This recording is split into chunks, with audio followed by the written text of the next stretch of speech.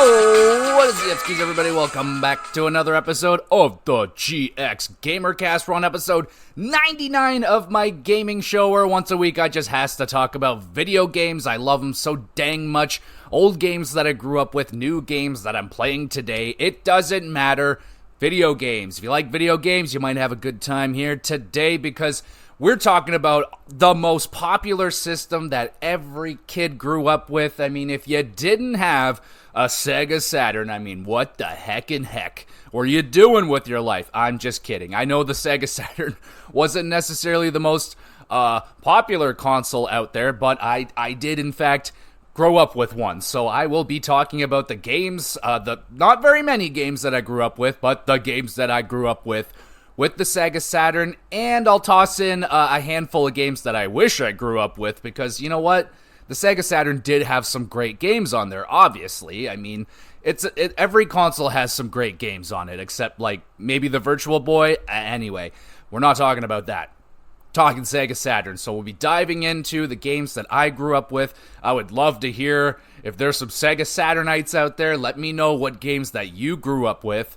Really strange, my wife, she had a Sega Saturn as well. So, you know, is that a cosmic once in a lifetime that two Saturnite children? Anyway, I'm not going to go down there. I'm not going to write out that equation right now, but damn, let me know if you grew up with a Sega Saturn. But before we get into the Sega Saturn talk, let's talk about what I've been up to over the last week or so. As I always encourage you, the viewer, the listener, let me know what you've been up to. What games have you been playing recently? Did you get into the Elden Ring DLC? Let me know if you're diving into any of that, or whatever video games you're playing. It doesn't matter. Video games, let me know. And what movies and TV shows are you diving into right now? Do you see any good movies lately? And what TV shows are you just binging right now? So let's talk about what I've been up to, because it's just so damn important. I kid. So we're watching, my wife and I, Survivor 46, and my goodness, what a group of characters we have in this season so far. Very emotional, very just super charged up, very fired up group of people. Lots and lots and lots of tension, and yeah, man, so far, I'm not gonna say it's like the most enjoyable cast. Like, there's definitely some people on the show that I'm not a fan of. Thankfully, they've been voted out now. Just like way too emotional, just like, whoa, man, like, just, you need to settle down. So that dude's gone. I can't even remember his name. It was like Bamu or something. Anyway, that dude was ridiculous. He was just way too annoying, but pretty good season so far. I'm really enjoying being back into Survivor after, I don't know, maybe a month or so away from it. It's good to be back and watching that again. My cats are in the background playing with a bag, so hopefully that's not causing any issues. But yeah, I'm still loving some Survivor, and I only got one episode of X-Men 97. It's just been busy lately. I've been trying to get as much recording done as I can with my free time, because I know this weekend is just going to be absolutely hectic with all the wrestling shows that I'm going to, so there's going to be not a lot of extra time, but did get an episode of X-Men 97. It's a good show. It's probably a great show. It's just, I don't like love it. I'm not like, oh, I just need to watch another episode. It's just like, yeah, it's a good show that I'll put on every now and again. Like I said, I'm not the biggest X-Men person. Like, I enjoyed the cartoon when I was a kid. Never really liked the movies growing up. The live action ones never really spoke to me. The last X-Men thing that I watched was, I think it was Logan, maybe the last good Wolverine movie that came out. I watched that. It was good. And yeah, other than that, I don't know. X-Men 97, great animated show anyway. But I really want to watch The Bear. I'm dying to get into The Bear Season 3. Just haven't had any time to get in there just yet, because Elden Ring, Shadow of the Erd Tree has pretty much taken over my life. All I want to do is play Elden Ring and get in there and start crushing the DLC. I am having so much fun in there, man. Like, getting back into Elden Ring. I didn't know I was craving Elden Ring as bad as I was. Like, usually when I'm done with a game, I'm pretty done with it. I don't usually come back to it that often, or rarely at all do I come back to a game that early. Like, Elden Ring was a couple years ago, but the DLC has just gotten me right back in there. I am loving it so much. I can't wait to do the review for Shadow of the Erdtree. We talking all the bosses and just the craziness that is the DLC. I am just, yeah, really, and the crazy thing is, I put in probably like 20-ish hours so far, and there's still like 2 massive pieces of the map that I still haven't even gotten to yet. So it's massive, man. It's probably going to go down as the greatest DLC ever released, because it is essentially another FromSoft video game. It's not as big as Elden Ring, but it is the size of a Dark Souls game. It's the size of a Bloodborne. It's probably going to be 30 to 40 hours to get through, and yeah, it's a $50 DLC, but so far I'm getting great bang for my buck. I am just having a fantastic time and can't wait to review it. Let me know if you're playing it and what bosses have stumped you so far. There's been a couple of them that stumped me so far. All I will say is I got through the Sunflower the other day, and my goodness. So yeah, we'll just leave it at that. Other than that, I have just been playing some Moving Out 2 with my wife. We've gotten into it now, and I must admit, I don't think we're enjoying it. Now, I haven't asked my wife, but I don't think we're enjoying it as much as we enjoyed the first game. So far, it seems like the levels are just like, they can only do so many things, and now it just seems like the levels are getting a little bit more like tedious, not really quite annoying, but just kind of tedious to get through. There's ones where there's like moving platforms and just like you gotta, like, I don't know, it's more Moving Out too. It's just the levels don't seem to be as fun as they were in the first game, and they also, like, some of the little things, like being able to customize your character is a little bit not as convenient as it was to customize your characters as it was in the first game. It's not, like, there's a lot more characters to use and stuff, but you have to, like, unlock these crates to have costumes for them. Like, in the first game, you just have all this customization out of the gate, and it was great. Now you just kind of, there's not as much of that. You have to, like, work for it, and, like, yeah, that's fine and everything, but yeah, we just see it seems to just not be hitting as hard as the first Moving Out. So that's a little interesting. It's not a bad game by any means. It's just, I don't know, maybe just playing the same game back to back. Maybe we should have changed it up. Who knows? Anyway, yeah, that's really all I've been up to over the last week or so. It hasn't been a whole lot. There's been a ton of wrestling. It's lots and lots of wrestling. I will shout out one thing. I don't usually talk about what I'm watching on YouTube, but I'm an avid YouTube just junkie. I'm always on YouTube watching something. I'm always addicted to someone's channel, and right now I am addicted to Mr. Ballin. It's like a scary campfire story kind of channel. He'll tell these, and he's a really good storyteller. He just tells these really crazy, generally scary stories, and yeah, I love to watch those before bed because I'm a freak, and I don't know why, but yeah, he tells great stories.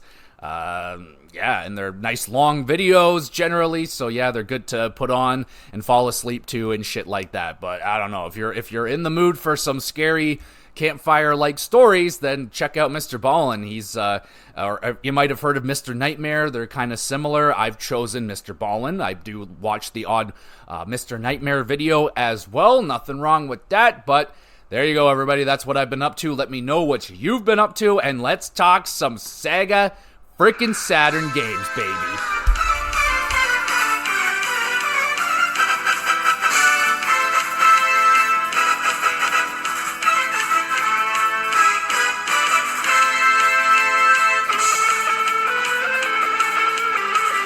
My goodness, some of the music on the Sega Saturn is ridiculous. I must admit that Daytona music that I put at the beginning of this episode, that has been in my head my entire life. Ever since I've heard that song, I will still every now and again go, Daytona. I always thought they said it's full of grace for no reason, but yeah, that is not in fact what they say. And very fitting that I use the music that I just used, that is from what the hell is even the name? Battle Arena Toshinden Remix or some shit. Goddamn. So that is the first game on this list. Battle Arena Toshinden Remix. It is a fighting game. I do not know if this was a popular series. And I don't know if it was necessarily a very good video game when it came out. This is tough for me to judge which games of these were good and which ones were bad, because that was during a time I was very young when I was playing Sega Saturn. You're talking probably the ages of 5 to about 10 or 11 years old. I had it and was playing it actively. Sadly, the Sega Saturn was a part of the horrifying purge that happened when I was around 12 years old, where I sold a lot of my video games. Oddly, I did keep 2 video games from my Sega Saturn library, one being Battle Arena and the other one being Lunacy, which I have done a full episode on. I believe it was episode 50. If you want to go back there and listen to a full episode on a Sega Saturn video game, I will be talking Lunacy, obviously, on this episode as well, but not in as much detail and depth that I did on that episode. So you can go back and listen to that one, but geez, man, the music on Sega Saturn sometimes just really drove in there for me, but didn't have a lot of experience with the Sega Saturn, and no, it wasn't like my favorite system that I had, or even the system that I was most craving to go after, but I liked the Sega Saturn. Like, I know the history behind the Sega Saturn is not very good. It was not well supported in North America. We did not get a lot of the best games that are on the Sega Saturn over here. A lot of them were Japan exclusives. The best thing you can say about the Sega Saturn is it was a great arcade port machine. There was a lot of great arcade ports there. Lots of shmups, a lot of shoot-'em-up side-scrolling games, lots of good ones there. Some good fighting games, but yes, the library was very, very limited. The console came out at just a very random, just not a good time, man. Like, they were coming off of the Genesis with the 32X attachments, the Sega CD, and by that point, they really soured their fan base with those attachments being very terrible, very expensive, and very minimal support. So then they decide, fuck it, we're going to double down, we'll make the CD console. Now they dropped the Saturn. They dropped it early, so they did get ahead of the competition, which was, early success for the Saturn was there, but then it quickly dropped off once the rest of the competition showed up, the PS1, the N64, Bob's your uncle. But you know what? It was a nice, I loved the cases for the video games, these big rectangle fucking things. I really like them. I wish I could find the ones that I own. They're somewhere in a box probably, but I really like the cases for those things. I really wish I was able to have hang on to those games, because they look great on a shelf, man, I must say.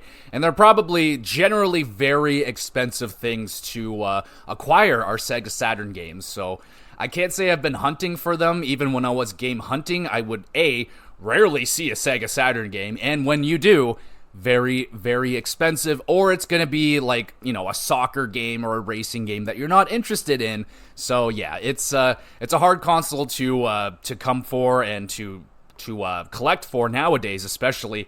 And I don't know how much love there is in terms of remasters or remakes or ports of the games that were on the Sega Saturn. I know there's a few out there, but probably not enough. You know what I'm saying? So we know the Sega Saturn has its lovers out there, and that is fantastic. I am one myself. My wife had one growing up, so yeah, that's really cool. The console itself looks pretty, it was fine. It was just kind of a black square. Had the pop-up little disc tray, which was alright. The controllers were decent. I know my wife loves the controllers. I did not get the analog controller that they released for Nights into Dreams. My wife had it. She said it was awesome. I've never had any experience with that controller. The original one, though, it was very similar to Genesis controller, I do believe. It's got like 6 buttons on it. Maybe too many buttons on the front, but I liked it. It was a good little system. I enjoyed my time with the Sega Saturn. So there's your little mini history lesson, I guess. Let's talk about the frickin' games now, baby. Let's talk about the games I grew up with, and we'll just start with Battle Arena Toshinden Remix, because this one, Oh man, I played this one a ton. It is a fighting game with a variety of characters. They all have weapons. They're a little bit, what would you say, on the nose for like their character types or whatever. I don't know. You have like, so, okay, I'll just start with my favorite character growing up was a guy named Iji. He's just like a fucking Goku-looking hairstyle. He's got a katana. He looks cool, man. He's a really cool guy, and I loved him growing up. My sister, she loved Kyan. Kyan is like the second main guy in the video game, and in retrospect, Kyan is so much cooler than Iji. Kyan is like a Scottish fucking guy. He's got a great accent, and yeah, bro, he's got great hair as well. Like, goddamn. Other characters that I can remember off of the top of my head, I mean, there's not many of them. I could probably remember all of them. There's like the big American muscle man who has just this giant rock club that he would smash people with. And he's got that like blonde spiky haircut. Yeah, he was very much so American and kind of plain. There was a girl with a whip, I do believe. She was like kind of a thief or something. She was all right. There was this like fucking girl. This is another one of my sister's favorite characters. I don't remember her name, but she had like green turquoise hair, and she had the little like those little knife swords, like a size or whatever that Ninja Turtle has. And she was rolling around. She's like a circus performer. Yeah, she was actually a pretty good character. She had like this rolling around attack that was pretty decent. Anyway, another one of my sister's favorite characters. One of the more interesting ones, it's this fucking 100 million year old fucking dude, but he's like some ancient fucking master warrior, and he's got these long claws, and he was crazy. He was always very funny when you would use him or watch someone using him, because he would make these really funny sounds when he's attacking you, like da, da, da, da, da, da. So that kind of stuff was going on. So that dude was a lot of fun. Who else do we got? There's like this fucking green-haired knight.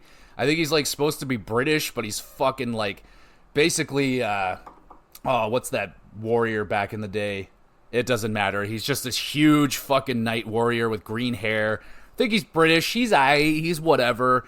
Who else do we got in there? I don't know. Now I'm starting to run dry. There's some fucking monk with a pole or something. He's pretty plain Jane. Not a lot going on with that homie. Yeah. Anyway, they have some special characters as well. It's a pretty simple game. Like, you pick your character, you go through the fucking story mode with them, you fight, all the people, you get to the end, you fight this, like, I remember the boss, he was, like, really weird. He's, like, this ginormous, like, mecha scorpion-looking son of a bitch, and the arena that you're fighting him in, very trippy. It's, like, the fucking walls are, like, floating up into the air and shit. It's a very cool-looking arena.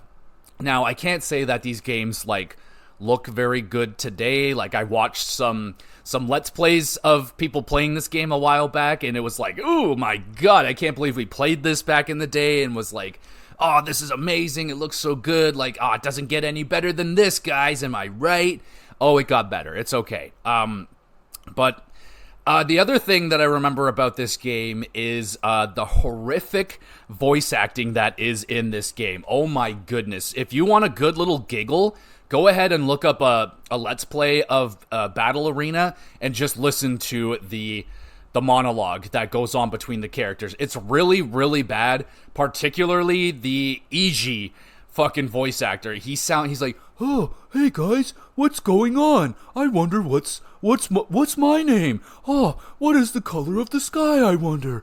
It's like that. It's really, really, really bad. It's like shockingly Resident Evil 1 levels of bad. It's cringy bad. And, it goes to show how far we've come in just voice acting and music and everything in video games from back then. Like, back then, yeah, bad voice acting was rather common, and not to say that the voice actors were bad.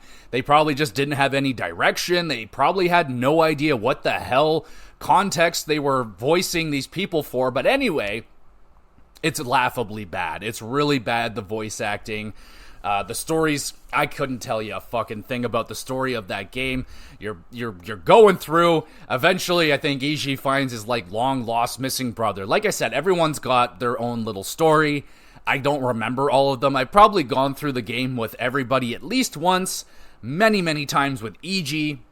And one odd thing I remember, so we got the Sega Saturn from my uncle. My uncle was and probably still is, a game hound. He was always buying the newest games. He would beat them like as fast as possible, then trade them back in and get the next newest video game. He had all the newest consoles and so on and so forth. I guess he didn't like the Sega Saturn because he sold it to my dad, and then we had it, but I remember playing this at his house, and he had like all the characters unlocked, of course. He had all the special moves, and when we're over at his house, we're fucking shooting fireballs out of our swords. It's awesome. We're doing these awesome fucking cool spin attack moves, and then we get it at my dad's house, and like everything's gone. Like we don't have the characters anymore. We don't have the special moves anymore. So again, I was probably 5, 6, 7 years old. So I didn't know what I was doing. I didn't know how to unlock stuff. So we probably accidentally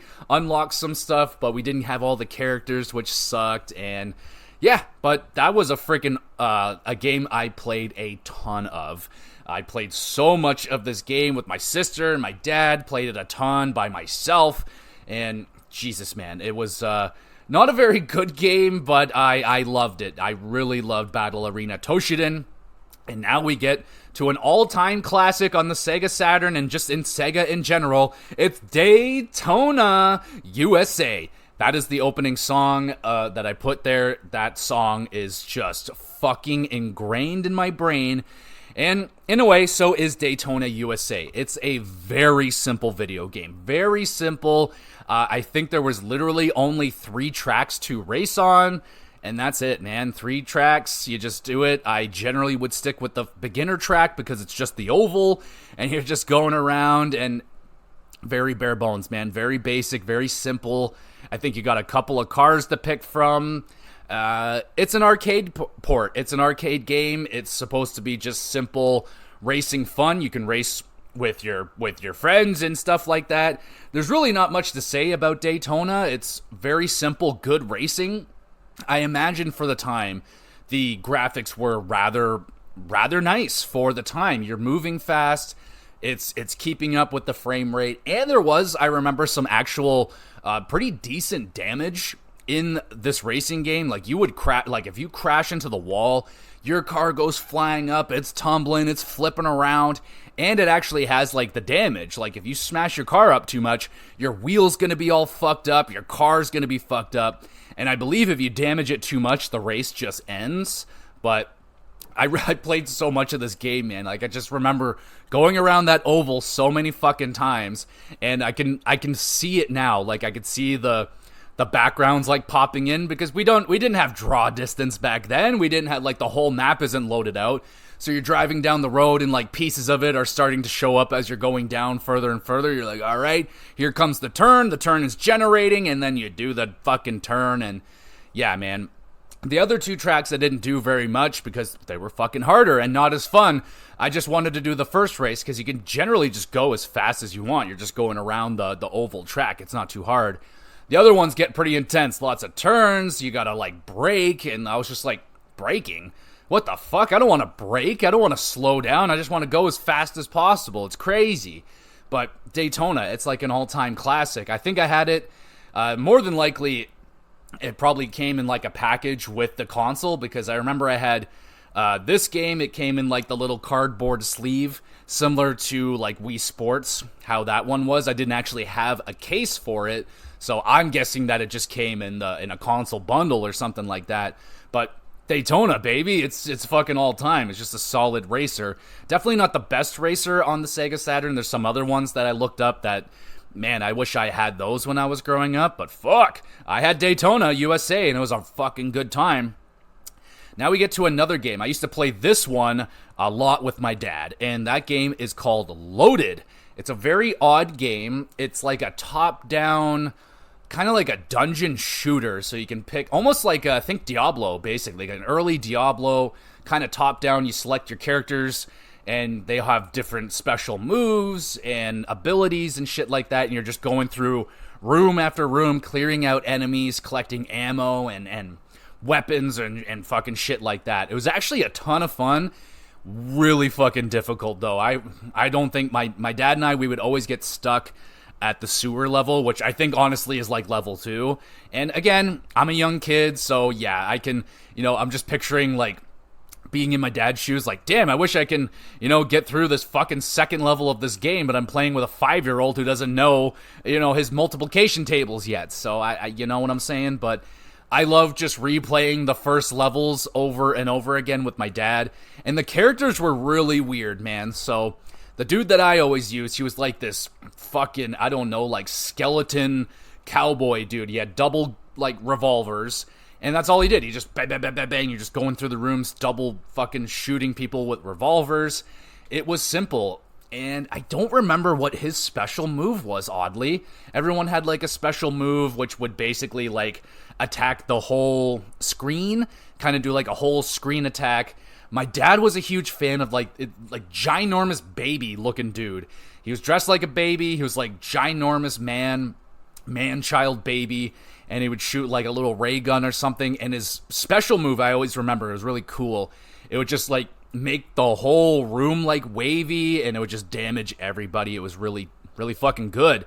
I think there was a flamethrower dude. Like, he would just go around with the flamethrower, and there might have been a female character. I think there was 4. Regardless, it was a very difficult video game.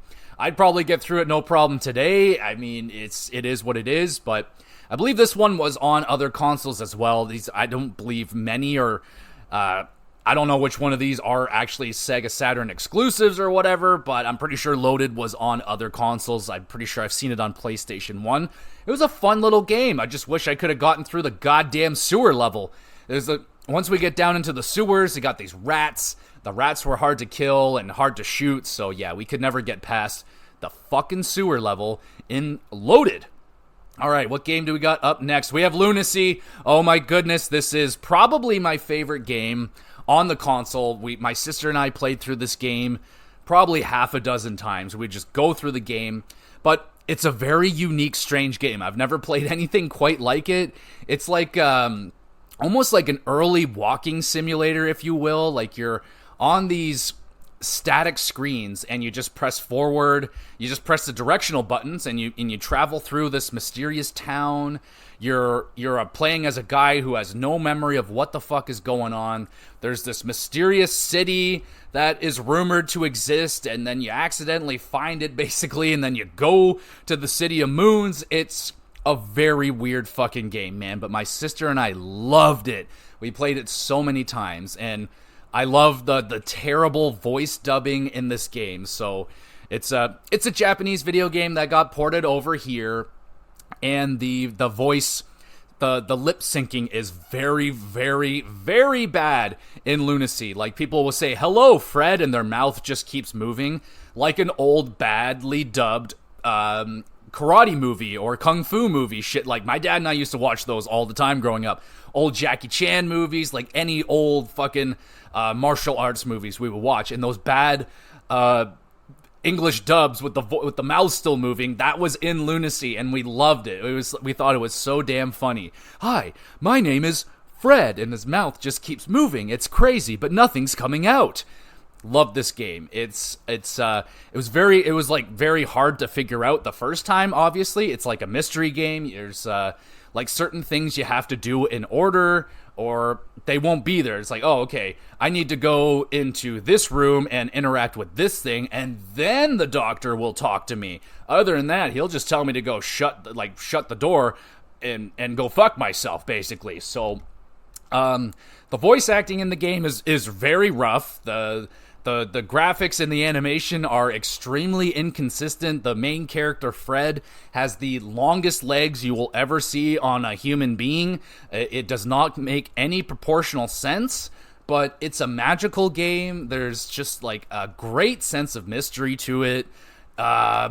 Very weird, unique characters. It is a game that if you played it, it's probably stayed with you your entire life. Like, it is such a weird, unique video game that I'm always going to remember it. I'm always going to love this game. It's the one that I kept. It's somewhere in this house, somewhere, I imagine. But goddamn, if you have not at least... Okay, this is what I recommend. You don't have to go out and find yourself a Sega Saturn, find yourself a copy of Lunacy. Do yourself a favor. Go on YouTube. Look up the Game Grumps, you probably heard of them, watch their Let's Play of them playing Lunacy, and you can thank me later. It's like 3 parts, just watch it. It's fantastic, and the reactions to the craziness of that game is exactly the reactions my sister and I had when we were kids, so it is a spot-on, fantastic Let's Play. I highly recommend go watching it. It is amazing, just like Lunacy was.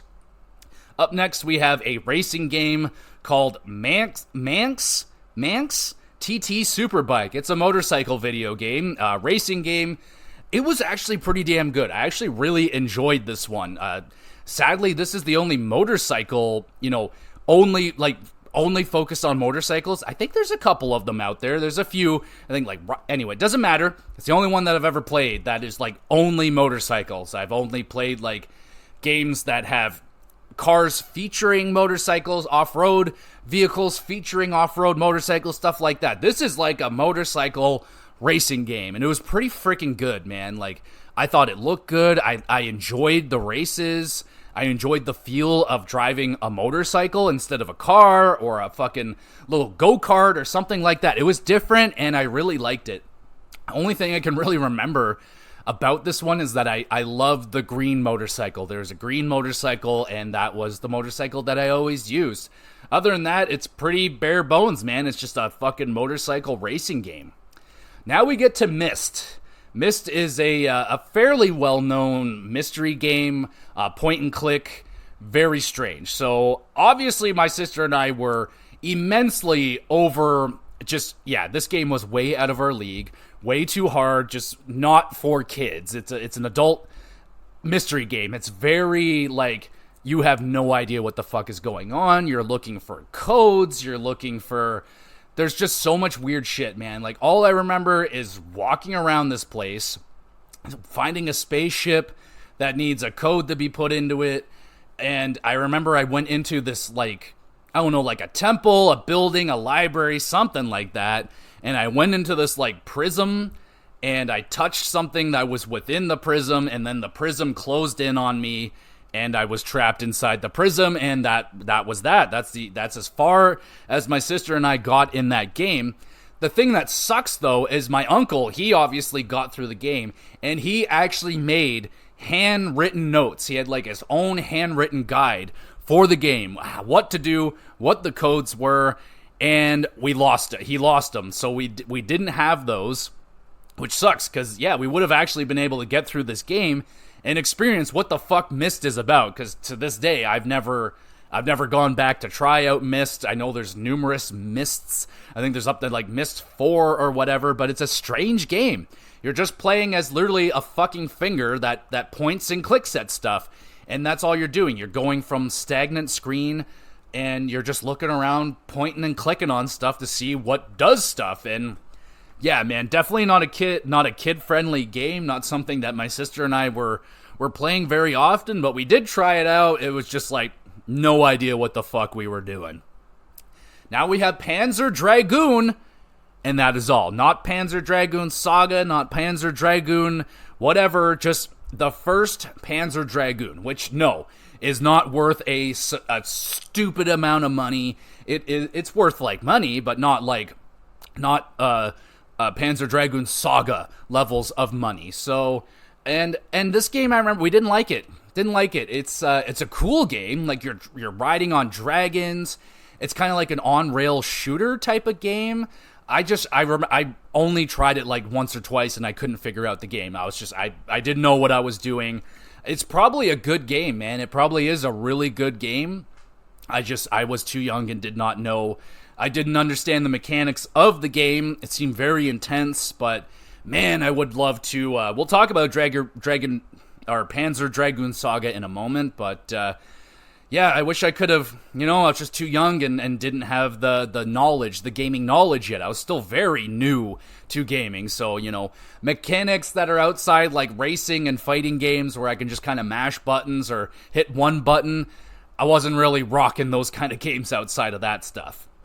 Up next, we have another fighting game, a really weird one, but I remember it a little bit. It's called Rise 2 Resurrection. So this is a fighting game with robots. You've got these really weird robots. The only thing I can remember, it's another one of these fighting games that has a lot of special moves and like a lot of fucking complicated button combos you got to press to pull them off. And I know my uncle, I don't know if he had them written down, but I think they were in the game manual. You can open up the booklet and it's got all the moves. And it's just like, all right, to pull off this move, you got to go diagonal, left, right, up, down, A, B, C, A, down, up, left, right, straight, all that kind of shit. And then you'll pull it off. Like old school fucking fatality style button combinations. I'm just like, bro, like what? But there were a few moves that I was able to pull off. The only one that I can remember is there was one robot. He would rip off his own head and then he would throw it at his opponent and then it would come back to him and he would stick it back on. That was the only fucking special cool move that I was able to pull off in this game. It was like difficult. It was, I don't know, maybe not a child-friendly fighting game. It might have been very advanced. I know, like, we had some matches between my dad, my sister, and myself. We would fight with the weird robots. It was a good-looking video game. I remember the opening screen just had, or like the game case just has this ginormous, like, Martian alien-looking robot on the front of it. Very strange game. Don't have a lot of memories outside of ripping off a robot's head and throwing it at my opponent. That stuck with me for some reason. But yeah, we move on now. The last 3 games, they're pretty beefy ones. So let's talk some Tomb Raider, y'all. The original Tomb Raider. My dad played the shit out of this game on the Sega Saturn. And man, this game took him, I shit you not, probably a good year and a half to actually beat this game. My dad had the guide for it, and I remember whenever I go over to see him on the weekends, yes, I was a divorced kid, so when I go see my dad on the weekends, he would, recollect what parts of the game he got through this week. He's like, oh, I got through this page, and like, oh, this part was a bitch, like, this jump was ridiculous, this boss fight was crazy, and man, I just remember the epic journey of my dad getting through this game. And no, I did not play this game very much. Outside of the tutorial level, where you're Lara Croft inside of her nice, safe mansion, inside of her fucking workout room, and you're just jumping on platforms, you're swimming in her pool, there's no enemies, it's just you, Lara Croft, and some obstacles. And that's where I would hang out. But I would watch the cutscenes all the time. You can, like, sit there and watch the cutscenes. I thought the cutscenes were fucking incredible, which, they're still pretty decent now. Like, the opening cutscene in that game is, like, Laura, she's climbing up this big fucking cliffside, and she opens up this big, massive door to a tomb, and she's with, like, some fucking Sherpas or something, and then they open the door, and these wolves come out, and the fucking Sherpas are attacking. She jumps off the mountain. She's got her double guns out. Bang, bang, bang, bang, bang, shooting the freaking wolves. So badass, bro. And then you get the iconic image of Laura just standing in front of this ginormous tomb, man. Like, oh my god. Tomb Raider was badass. But I also remember the game absolutely terrifying myself and my sister when we were kids. The main thing being, so whenever Laura gets into a combat situation or whenever there's an enemy near, the music kicks off. And the music used to scare the shit out of us. It was like, it was like very intense. Like, you just know that bad shit is coming when that music kicks off, because when you're fine and nothing's going on, there is no music. You're just kind of chilling, and then just bam, the music kicks on, and I would just generally drop the controller, pass it over to my dad, like, please, God, take it, I can't handle this. And the enemies were generally, like, bats, wolves, I think there was tigers, crocodiles, shit like that. There's also humans, though. There's a part in the game where I think Laura gets she gets robbed by other Tomb Raiders or some shit. The story is very crazy. A lady turns into a demon or something. I don't really know. I don't know what the fuck the story is going on about, but yeah, she loses her weapons at one point. I remember my dad going on and on about that part and how difficult it was getting back all the weapons, because you find the people and like, oh, he's got my shotgun, so you're fighting a guy with a shotgun. There was a kid on a skateboard, if I do remember. I remember, like, I would look through the guidebook, sit there and read the guidebook, looking at all the pictures and just seeing the game through the eyes of the guidebook without playing it. I'm like, oh, cool. There's like these areas that are super awesome, these Egyptian tombs, and then like late game it gets like demonic and all the walls are fucking red and bloody looking. It looks like you're inside of a membrane or something really gross. Yeah, this game absolutely terrified me as a kid. The legendary T-Rex scene, I did play through that, and another just immensely traumatic moment where I actually thought I was safe, because in the T-Rex moment, you just walk out there, you're like, what the fuck? And then this ginormous T-Rex just comes out of nowhere, and it's coming after you. You're like, holy fucking shit. But there's like this little cave over there, so I thought I can get into the cave, and it can't get me in here. It's too big. That motherfucker went into the cave, and it fucking charged at me through the cave, and I just absolutely lost it. Dropped the controller, probably ran away crying and yelling for my daddy, and that was probably the last time I ever played that Tomb Raider game. That scared the fuck out of me on a level that was just too much. Absolutely too much. So yeah, it took my dad forever to get through the game. There are some absolutely ridiculous jumps.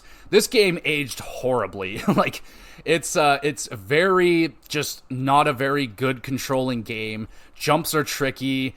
I remember my dad like, oh, I did this jump fucking dozens of times before I finally made it. Got to a checkpoint. The checkpoints in that game was ridiculous. So far apart, and I just remember the feeling of getting to one of those stupid fucking diamond checkpoint things, whatever. You get there and you're just like, oh, thank God. Great moment. There is a boss fight in this game where you're fighting this like monstrosity of a creature. It is ginormous. It's got no legs. It's just a torso with a disgusting, gross head on top of it and these massive claw-like arms. And you're fighting it on a little itty-bitty platform, and it's just like crawling around. It's disgusting. It's horrifying looking. And it literally took my dad, he said 2 weeks. He's like 2 weeks of trying, and he finally beat it. And I remember my cousins coming over. My cousins are gamers. Like, they play games, they dominate games, they are amazing at games. And I remember my cousin Brittany coming over, and she grabbed that controller, and she beat that boss in front of my dad in about 3 minutes, and he was just baffled. He's like, how the fuck did you do that? And she was just jumping all over the place and shooting the thing perfectly. It was amazing.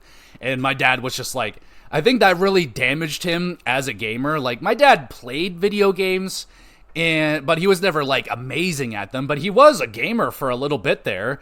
And yeah, I think that hurt him because he didn't play much video games after Tomb Raider. So yeah, it took him a long time. I remember him dealing with, there's like a doppelganger part where you have this image, like this exact copy of you. It's copying everything that you do, your jumps. If you attack it, it'll attack you. It's just like really strange. I remember that part of the game being very difficult for him. And the last boss, fighting this demonic fucking woman creature flying around. Crazy. But I love watching the cutscenes of the game. I would just watch the cutscenes over and over and over again. Speaking of which, the next game is a game that we would play the same levels over and over again because it's Virtua Cop 2. Oh, fuck yeah.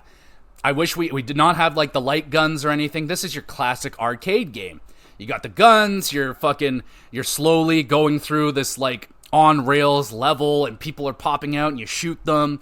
You got the hostages like, don't shoot me, and you don't shoot them, or if you do, you lose points, and you get the reload, and oh baby, this is arcade goodness right here. Virtua Cop. Play it with one player, play it with two players. I think there was like 3, maybe 4 levels, and yeah, it's very basic on-rail levels where you're shooting people. It's yeah, obviously it would have been a lot better if we had the guns, but we didn't. We played with the controllers.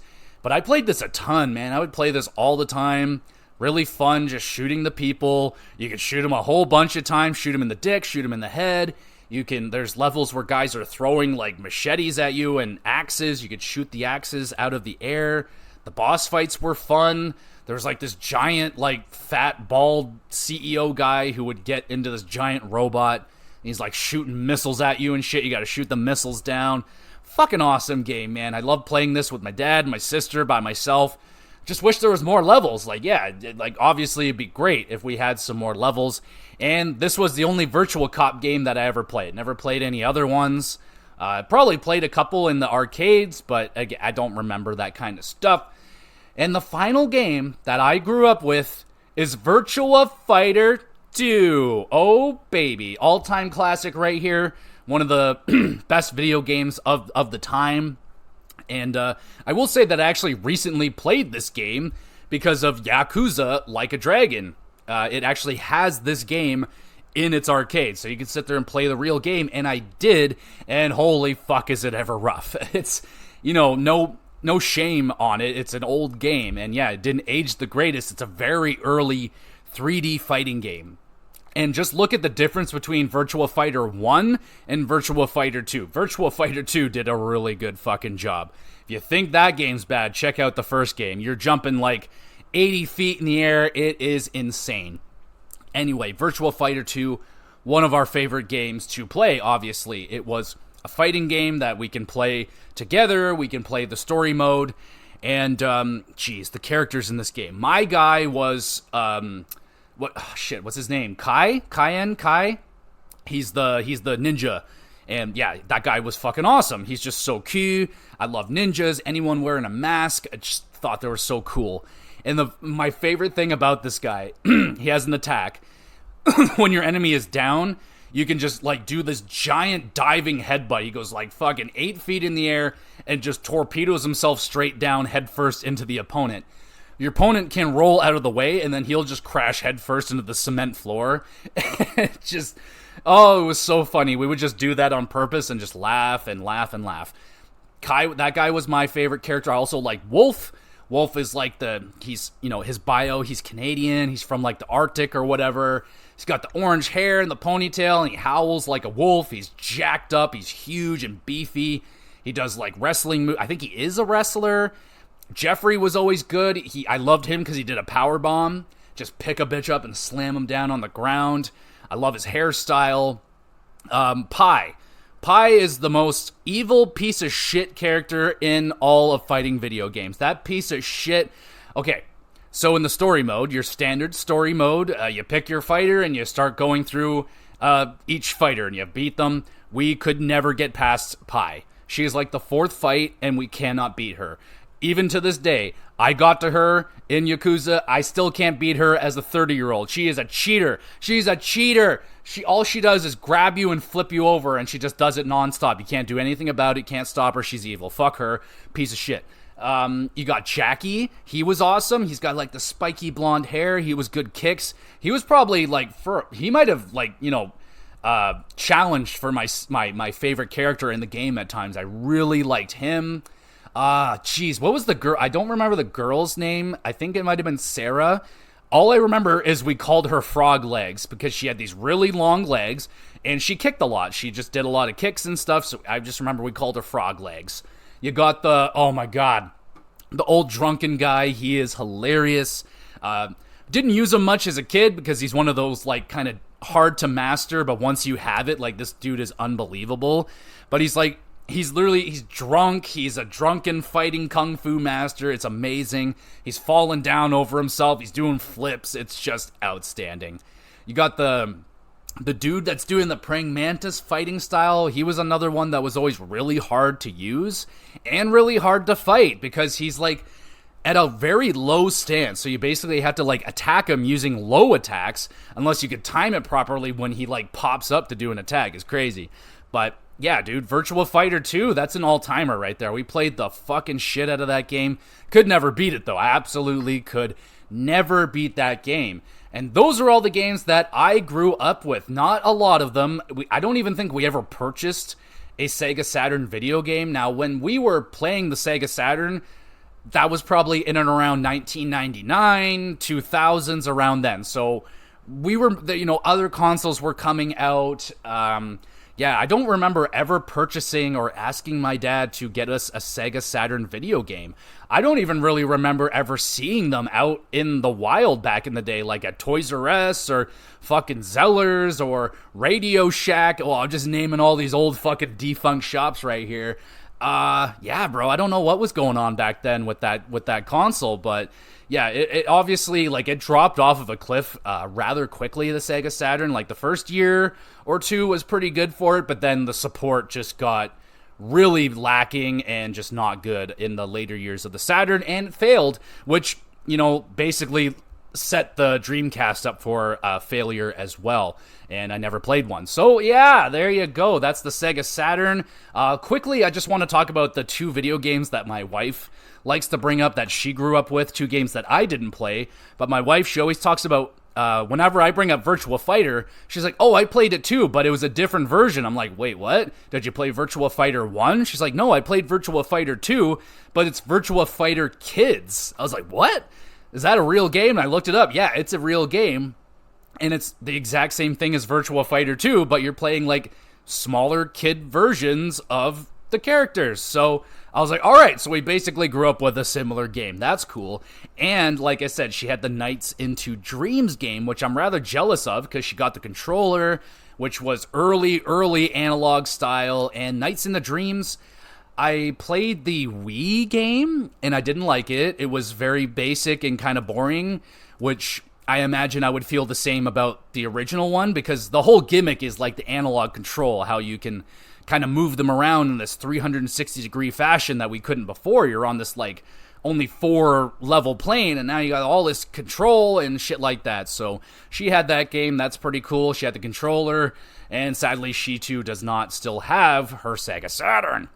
All right, let's quickly talk about just some games that I'm looking through. I looked through the library, and these are games that some of them I would like to play now, and some of them are games that I know I would have loved to have when I was a kid growing up.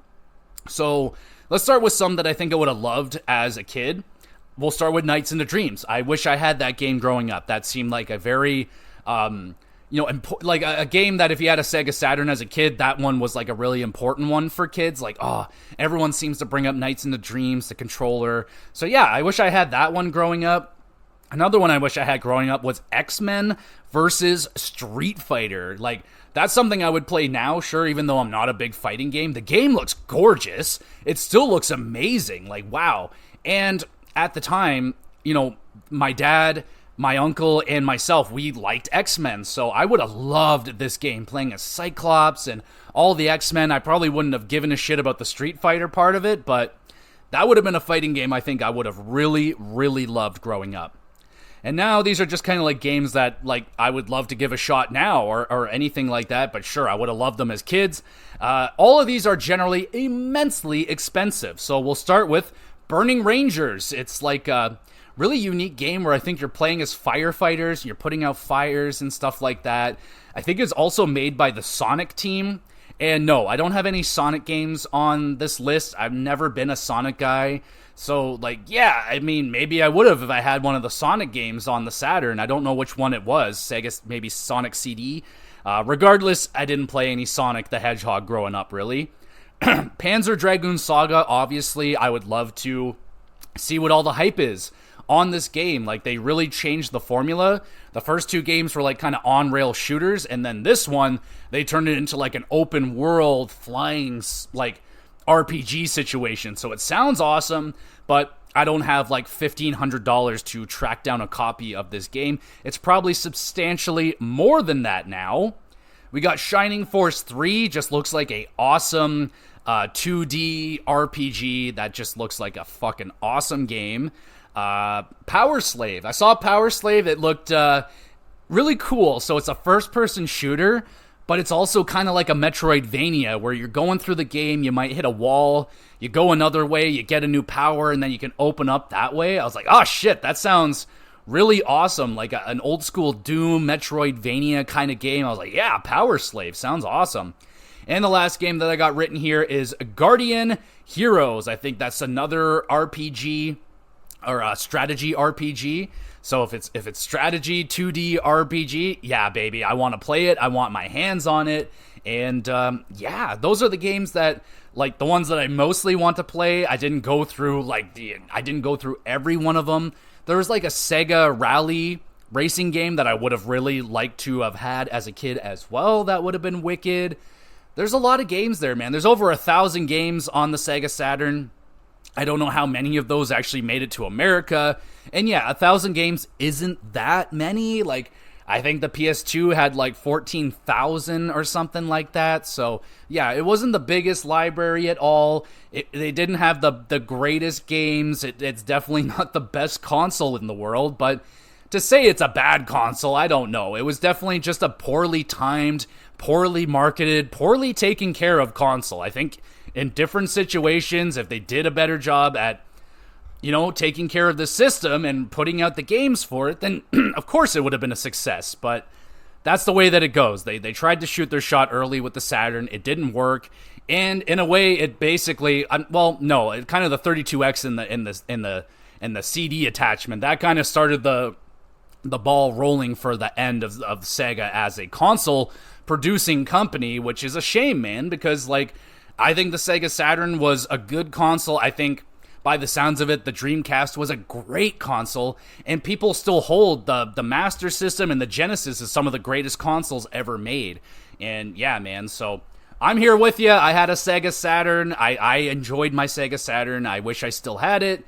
And yeah, if you have one, let me know what games that you grew up playing. What was your favorite games? Which games do you wish you could have played growing up? And all of that great stuff. And that is the episode, everybody. Thank you so much for listening. You guys are awesome. You want to be even more awesome, make sure you're liking and reviewing the podcast. Really helps me out and all that great stuff. I upload all these episodes to YouTube on the Gamer GX Videos YouTube channel. You can go over there, subscribe, drop a comment, send in a question related to video games, hockey, wrestling. I would love to answer your comment and shout you out. All that great stuff. I would love that. There's a Twitter page where I put up announcements, all that great stuff, and an email address if you just want to have a private conversation. My door is open for everybody. In terms of what else we got going on this week for the GX Plus cast, if you haven't heard it, I'm going to wrestling shows this weekend in Toronto, 3 of them in fact, so I'm going to be very busy. The WrestleCast is going to be very busy. We got a loaded up week with 2 pay-per-views, the regular wrestling recap, so yeah, going to be a lot of wrestling content. It was an absolutely insane week for hockey. The hockey cast was a long one. I think it was only like an hour and 20 minutes. There was a ton of shit to go over this week with the draft, the free agency, trades, just craziness. So be sure to go over there and listen to all the crazy news that has been going on in the NHL lately. And yeah, there we go, everybody. I am done. I am going to work for one more day, and then I am going to be in wrestle heaven for 3 days. I am going to be watching so much live wrestling, I don't even know what to do with myself. So, again, thank you everybody so much for listening, and we'll be back again with some more GX Plus case.